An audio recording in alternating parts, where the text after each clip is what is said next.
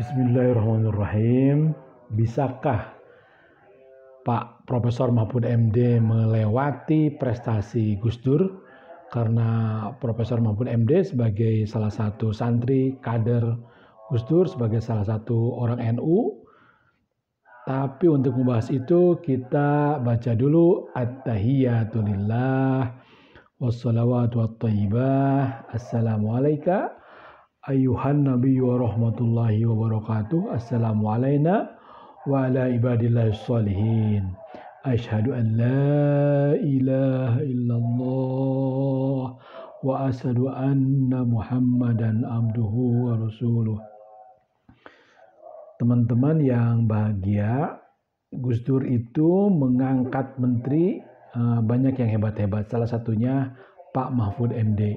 Jadi dari Jogja, seorang profesor yang cepat karir profesornya kurang lebih sama dengan Pak Yusril di usia 40 tahun, ditarik ke Jakarta, dan kata Bang Fahri Ali, Pak Mahfud MD tokoh lokal di Jogja yang secara cepat mengakselerasikan dirinya untuk menjadi tokoh nasional. Jadi beliau tidak gagap menjadi Menteri Pertahanan, satu bidang yang baru saja digelutinya karena beliau ahli tata negara, kemudian tiba-tiba diangkat menjadi Menteri Pertahanan. Sampai-sampai waktu itu konon katanya Pak Profesor Mahfud MD sendiri tidak percaya, sehingga beliau bertanya kepada Gus Dur, Gus Dur, saya ini Menteri Pertanahan atau Menteri Pertahanan?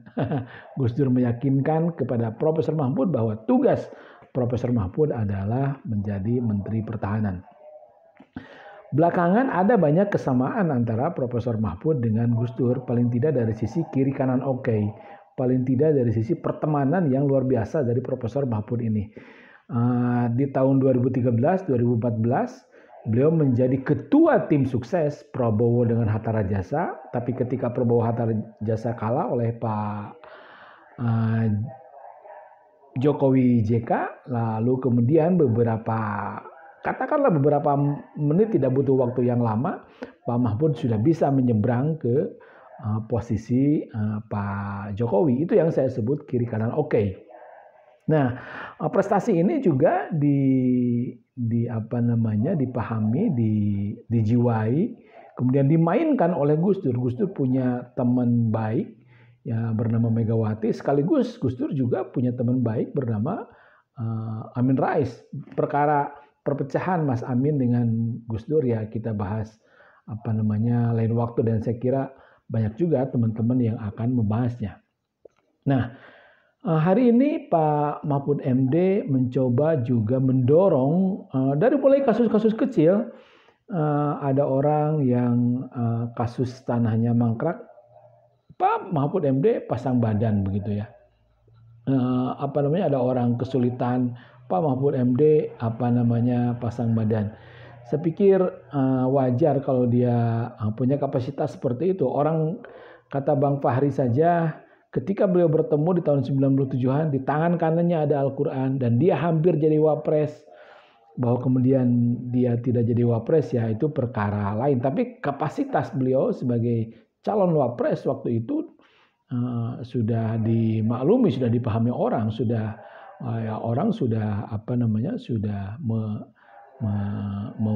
sudah yakin kalau beliau waktu itu menjadi wapres. Nah, perkara kiri kanan oke-nya memang beliau belajar kepada Gus Dur. Sebelum itu saya juga ingin menyebut bahwa salah satu murid Gus Dur yang sekarang muncul adalah Kiai Haji Yahya Holil Stakuf.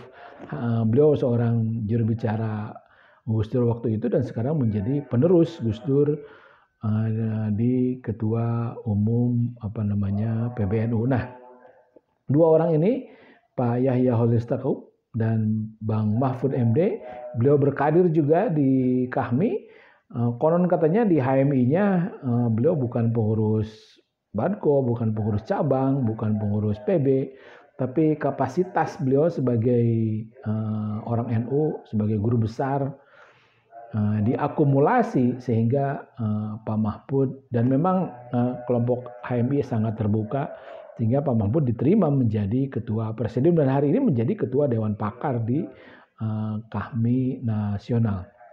Nah, kalau Gus Dur mampu berakselerasi dengan LB Murdani, dengan Megawati, dengan Amin Rais, saya kira Pak Mahfud MD memang belum sekelas itu begitu ya. Beliau belum bisa berakselerasi dengan Pak Luhut Binsar Panjaitan gitu. Kenapa? Karena memang beliau tidak punya partai, beliau bukan darah biru, tapi ketika beliau tidak punya partai, beliau tidak punya darah biru, itu darah kuat. Saya kira beliau berprestasi di tubuh Nahdlatul Ulama, begitu. Dia masih diterima sebagai salah satu tokoh Nahdlatul Ulama. Perkara bahwa dia bukan darah biru ya, saya kira lain lagi. Tapi dalam dia berkomunikasi, banyak kader-kader NU yang menerima bahwa Pak Mahfud MD adalah kader NU. Kita juga teringat salah satu keponakan Gus Dur adalah Cak Imin, tapi Cak Imin saya kira jauh dari kapasitas Gus Dur yang kiri kanan oke.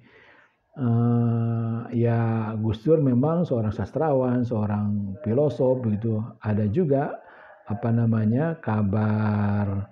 kabar kewalian gitu. Nah, Pak Mahfud MD tidak punya kabar atau sanad kewalian. Jadi bagi saya kiri kanan oke-nya Pak Mahfud MD itu jelas berguru kepada Gus Dur, tapi kapasitas darah biru dan kapasitas kepesantrenan, kapasitas keulamaan, kapasitas kewalian begitu, itu barangkali yang belum dikejar oleh Pak Mahfud. Tapi Pak Mahfud dari sisi pertemanan di banyak tokoh nasional saya kira sudah selesai.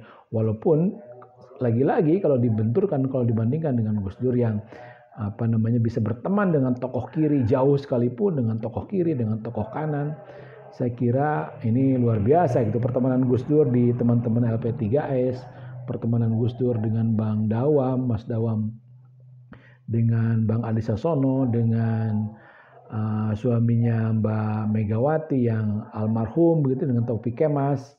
Dari situ saya kira masih jauh Pak Mahfud. Kita tahu kepulangan Gus Dur dari luar negeri, yang menjamin beliau pulang adalah Pak Taufik Kemas dan Bang Ali Sasono begitu. Sampai di situ memang Pak Mahfud MD masih harus belajar untuk mensejarkan namanya dengan almarhum Presiden Republik Indonesia Kiai Haji Abdurrahman Wahid. Saya kira itu sekilas ya sedikit bincang tentang saudara kita, tentang menteri kita, tentang teman kita, tentang guru kita bernama Profesor Dr. Mahfud MD. Tidak kurang dari Bang Fahri yang mengapresiasi Bang Mahfud begitu. Terlebih dalam peristiwa Duren 3 sekarang ini. Saya kira beliau adalah salah satu yang melempar kaca begitu, sehingga publik membaca kaca-kaca, membaca pecahan kaca begitu. Ya, selamat kepada kader HMI sekaligus juga kader NU, disebut kader Nuhmi, Mahfud MD, anak Madura, anak Universitas Islam Indonesia, sekaligus juga anak UGM, anak pesantren, anak NU, anak HMI, kader bangsa. Nah, dari sisi kebangsaan dan keislaman juga saya kira Pak Mahfud masih jauh kelasnya dibanding Gus Dur. Gus Dur sangat identik dengan isu-isu keislaman dan kebangsaan. Nah, sampai di sini Pak Mahfud juga masih harus banyak belajar untuk bisa sedikit mendekati prestasi Gus Dur. Dan kenapa mesti dikampanyekan? Ya, Gus Dur adalah salah satu tokoh pesantren, tokoh LSM, budayawan yang sukses menjadi presiden begitu. Tentu yang menjadi presiden adalah orang-orang orang-orang terpilih dan melalui berbagai proses berat siang malam, bukan hanya 1 kali 24 jam, tapi sepanjang hidupnya begitu, meniti, menata karir menjadi orang nomor satu di Republik Indonesia. Dan Pak Mahfud ke depan saya kira masih ada kans untuk paling tidak menjadi menteri lagi. Selamat Pak Mahfud dan semua teman-teman kader-kader Pak Mahfud. Wallahu a'lam bishawab.